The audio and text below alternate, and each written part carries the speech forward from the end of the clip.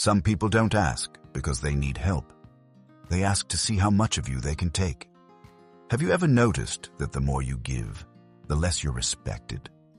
This is one of the hardest truths to accept, especially if you're kind, capable, and reliable. Society teaches you that saying yes makes you good, generous, and strong. But Stoic philosophy teaches something colder and far more honest. Not everything that is asked of you should be given. Marcus Aurelius warned that if you're not careful, other people's priorities will quietly replace your own. Not through force, not through cruelty, but through polite requests, emotional pressure, and subtle guilt. Some requests are not innocent. They are tests of your boundaries, your self-respect, and your sense of worth. Second, the danger is this. Every time you give what should have been protected, you train people how to treat you. Today, we'll break down 5 things you should never give people, even if they ask nicely. Because boundaries are not selfish. They are the foundation of a calm, disciplined, and unbreakable life. 1. Never give them your time on demand. Time is not just hours on a clock. Time is your life in its rawest form. Every minute you give away is a minute you will never recover, and yet this is the first thing people feel entitled to ask for. Not aggressively, not rudely, but casually, politely, as if your time exists by default for their needs. Can you hop on a quick call? Just one small favor. It'll only take a minute. These requests rarely sound dangerous. In fact, they sound reasonable. And that's exactly why they work. In modern life, especially in work, family, and social circles, people test boundaries through time. They don't start by asking for big sacrifices. They start by interrupting you, by assuming availability, by normalizing access. Over time, your schedule stops being yours. You become reactive instead of deliberate. And from a Stoic perspective, this is not a productivity issue. It's a self-respect issue. Marcus Aurelius wrote that you should not allow your mind to be pulled in every direction by external demands. What he understood, and what most people miss, is that whoever controls your time eventually controls your focus, your energy, and your priorities. When you give your time on demand, you silently teach others that your life is flexible, but theirs is fixed. That their urgency matters more than your intention. That you are always adjustable. This is how resentment is born. You begin to feel drained, distracted, and behind in your own life, yet you can't explain why. On the surface, you're just helping. Underneath, you're slowly abandoning your own goals to maintain other people's comfort. A Stoic does not confuse kindness with availability. And being disciplined with your time does not make you selfish. It makes you sovereign. The Stoics believe that your primary duty is to live according to reason, not according to interruptions. If something pulls you away from what truly matters, it deserves scrutiny, even if it comes wrapped in politeness. The key is not aggression, it is pause. Before you respond, stop, breathe. Ask yourself one quiet question. Is this aligned with how I choose to live today? If the answer is no, you are not required to justify yourself. You don't owe long explanations. You don't owe emotional cushioning. You don't owe guilt-driven yeses. A simple, calm boundary is enough. I can't right now. That doesn't work for me. I'll get back to you later. Notice something important. People who respect you will adjust. People who benefit from your lack of boundaries will resist. That resistance is information. Stoicism teaches that not everything external deserves a response. Some things deserve distance. When you stop being instantly available, you don't lose good relationships. You expose unhealthy ones. There is a quiet power in choosing when and how you give your time. It signals that your life has direction, that your days are not open territory, that you are not drifting. And this is where the real shift happens. When you protect your time, you reclaim your attention. When you reclaim your attention, you reclaim your agency. And when you reclaim your agency, you stop living at the mercy of other people's expectations. Remember this: busy is not the problem. Lack of boundaries is. Your time is not a favor you owe the world, and it is a resource you invest according to your values. Give it deliberately, or others will spend it for you. 2. Never give them emotional labor for free. Not all exhaustion comes from work. Some of it comes from carrying emotions that were never yours to hold. Emotional labor is one of the most invisible things people take from you. There is no formal request, no clear transaction. It happens quietly, through long conversations, repeated venting, and emotional dependence disguised as closeness. They don't ask, "Can I unload my emotional weight onto you?" They say, "Can I talk for a second? I just need someone who understands." You're the only one I can tell this to. At first, it feels like trust, like intimacy, like being needed. But over time, a pattern emerges. They talk, you listen, they release, you absorb. And when it's your turn to speak, the space is gone. And Stoicism draws a clear line here. You are responsible for your own inner state. You are not responsible for managing the emotional chaos of others. That doesn't mean indifference. It means discernment. The Stoics believed that what repeatedly enters the mind shapes the character. If you constantly allow other people's anxiety, anger, and confusion to flood your inner world, you slowly lose clarity. Your peace erodes, not because you are weak, but because you have no filter. This is where many strong, capable people get trapped. They mistake emotional endurance for virtue. They believe being there for everyone is proof of moral strength. But in reality, unbounded emotional availability often comes from avoidance. Avoiding saying no, avoiding discomfort, avoiding the fear of being seen as cold or uncaring. Seneca warned that we suffer more in imagination than in reality. What he implied is just as important. We also suffer by proximity. By listening to the same unresolved problems again and again, you begin to live inside someone else's mental loop. And loops don't move forward. Pay attention to these signs. You feel drained after talking to them, not lighter. They rarely ask how you are, and when they do, they don't stay long. Their problems never evolve, never resolve, never transform into action. They feel better after talking to you. You feel worse. This is not connection. This is extraction. Stoicism teaches control of input as much as control of reaction. Just as you guard what you eat to protect your body, you must guard what you listen to in order to protect your mind. You're allowed to limit emotional access. Means you can listen without absorbing. You can care without carrying. You can support without sacrificing your stability. The Stoic response is not dramatic confrontation. It is measured adjustment, shorter conversations, clear limits, redirecting responsibility back to them. Instead of fixing, you pause. Instead of rescuing, you reflect. Instead of absorbing, you return the weight. Sometimes that means saying, "I'm not in the right space for this right now." Sometimes it means changing the subject. Sometimes it means stepping back entirely. Here's the truth most people won't tell you. Those who rely on your emotional labor will often resist your boundaries, not because they're evil, but because your availability has become part of their coping system. When you change, the system breaks, and that discomfort is not your fault. Marcus Aurelius wrote that you have power over your mind, not outside events. Emotional labor for free hands that power away. It invites outside turbulence to dictate your inner weather. Stoicism does not demand that you harden your heart. It asks that you fortify it. Compassion without structure leads to burnout. Empathy without limits leads to self-erasure. Your calm, your clarity, your emotional steadiness.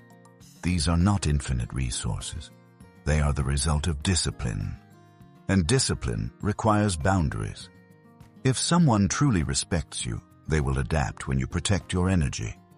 If they disappear when you stop carrying them, they were never standing beside you to begin with.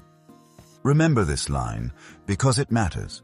You are not responsible for regulating emotions that others refuse to manage themselves.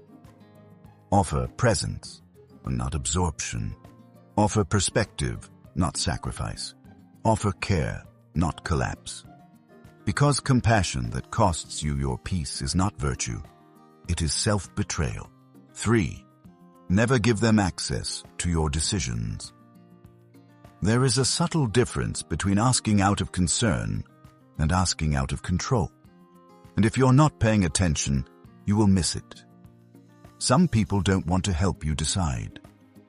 They want to be part of the decision because influence feels like power. It usually starts softly. Are you sure that's a good idea? I'm just worried about you. If it were me, I'd do it differently. On the surface, these sound harmless, even caring, but over time, the questions don't stop. They follow every choice you make.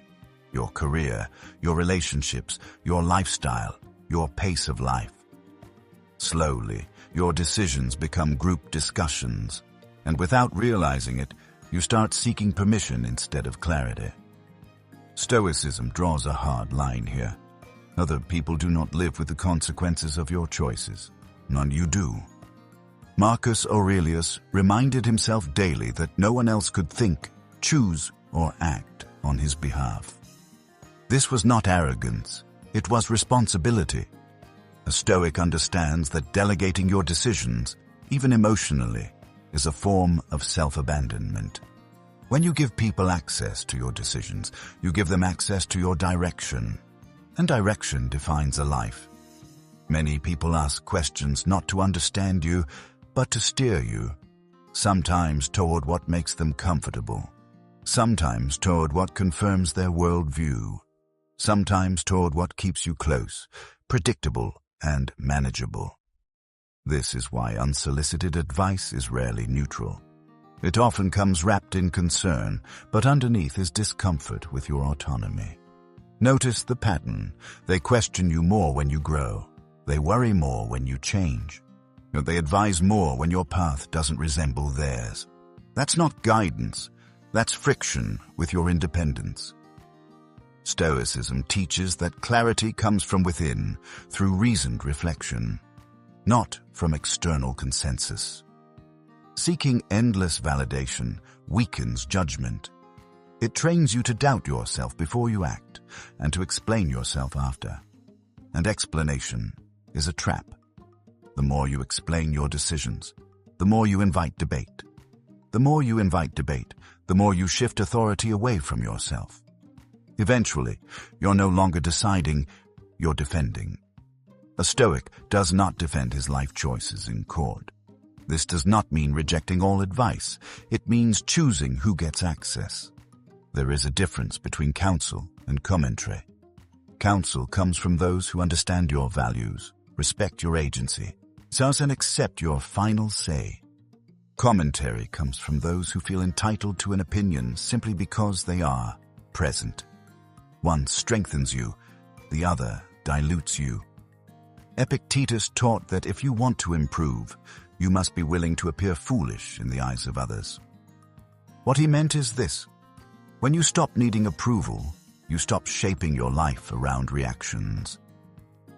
This is where many people struggle. They confuse peace with agreement. They confuse harmony with compliance. They confuse advice with authority. The Stoic response is calm, not confrontational. You don't argue. You don't persuade. You don't overshare. You answer briefly. You decide privately. You move forward quietly. I've thought it through. This works for me. I'm comfortable with my choice. No debate. No defense. Watch what happens next. And those who respect you will accept your boundary, even if they disagree. Those who relied on your openness to influence will push harder. That push reveals motive. Giving people access to your decisions teaches them that your life is negotiable. Taking that access back restores gravity to your choices. It signals that your path is not a public project. Stoicism is not about isolation. It is about authorship. You can listen without obeying. You can consider without conceding. You can hear without handing over the wheel. Here is the truth most people learn too late. Once you let others shape your decisions, you also let them shape your regrets, and they will not carry those regrets with you. Your life is not a committee decision. It is a personal responsibility. Guard your choices the way you guard your time and energy. Not because you are superior, but because you are accountable.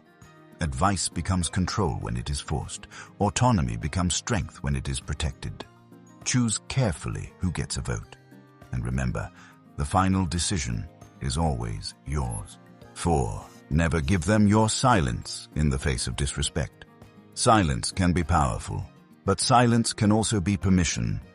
Many people misunderstand this Stoic idea.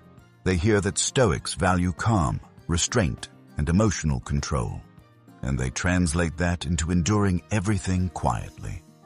They believe staying silent makes them mature, unbothered, above the noise. Sometimes it does. Sometimes it doesn't. The difference lies in choice. There is a dangerous kind of silence that has nothing to do with wisdom. It is the silence born from fear. Fear of conflict, fear of being disliked, fear of making things awkward. And when silence comes from fear, it doesn't preserve dignity. It erodes it. Disrespect rarely arrives loudly. It shows up as jokes that go a little too far, comments that subtly diminish you, sarcasm disguised as humor, passive-aggressive remarks that leave you questioning whether you imagined it. And because it's subtle, you hesitate. You tell yourself, it's not worth it. Maybe they didn't mean it. I'll just let it slide. That hesitation is the opening. Stoicism does not teach submission. It teaches self-command. Marcus Aurelius spoke often about maintaining inner calm, but he never advocated allowing your character to be chipped away for the sake of comfort. Here is the hard truth. When you stay silent in the face of repeated disrespect, you're not keeping the peace. You're teaching people how to treat you. Disrespect thrives on ambiguity. When nothing is said, the other person fills in the blank. They assume acceptance, or weakness, or indifference. Rarely do they assume restraint. And once a line is crossed without consequence, it is crossed again. This is where many disciplined, thoughtful people struggle the most. They are not reactive by nature. They don't want drama. They don't want to stoop to that level. So they endure, and endure, and endure, until endurance turns into quiet resentment. Stoicism warns against this internal corrosion. Anger held inward does not disappear. It hardens. It distorts judgment. It turns calm into bitterness. The Stoic solution is not explosive confrontation. It is measured clarity. You don't need to raise your voice. You don't need to insult. You don't need to win. You need to name the behavior, calmly, briefly, without emotion. That comment wasn't necessary. I don't appreciate being spoken to that way. Let's keep this respectful. That's it. No lecture, no explanation, no emotional charge. This kind of response does something powerful. It removes confusion. It draws a clear line between what is acceptable and what is not. And it forces the other person to confront their behavior instead of hiding behind tone or humor. Epictetus taught that we cannot control how others act, but we can control what we tolerate. Tolerance is a choice. And when tolerance becomes habitual in the face of disrespect, it becomes self-neglect. There is also an important distinction to make. Silence chosen from strength is strategic. Silence chosen from fear is costly. A Stoic may choose silence when engagement would only fuel chaos. when the other person seeks reaction, attention, or escalation. In those moments, silence is withdrawal of energy. But when silence allows disrespect to repeat, silence is no longer strategy. It is surrender. And surrender always has a price. Pay attention to how people respond when you calmly assert a boundary. Those with self-awareness will adjust. Those with respect will apologize. Those who relied on your silence will resist, deflect, or mock. That reaction tells you everything. Stoicism is not about being liked. It is about living in alignment with reason and self-respect. And self-respect requires action when lines are crossed. This does not make you aggressive. It makes you grounded. You're allowed to be calm and firm at the same time. You're allowed to be composed and clear. You're allowed to protect your dignity without emotional chaos. Remember this: peace that depends on self-erasure is not peace. It is avoidance. True inner calm comes from knowing that you will stand up for yourself when it matters, without losing control, without losing character. Silence is powerful only when it is chosen. When it is forced, it becomes weakness. Do not confuse endurance with virtue. Do not confuse politeness with self-respect. Speak when a boundary is crossed. Step back when the pattern continues, and walk away when respect is no longer present. Because silence should never cost you your dignity. And a Stoic never trades self-respect for temporary comfort. 5. Never give them unlimited.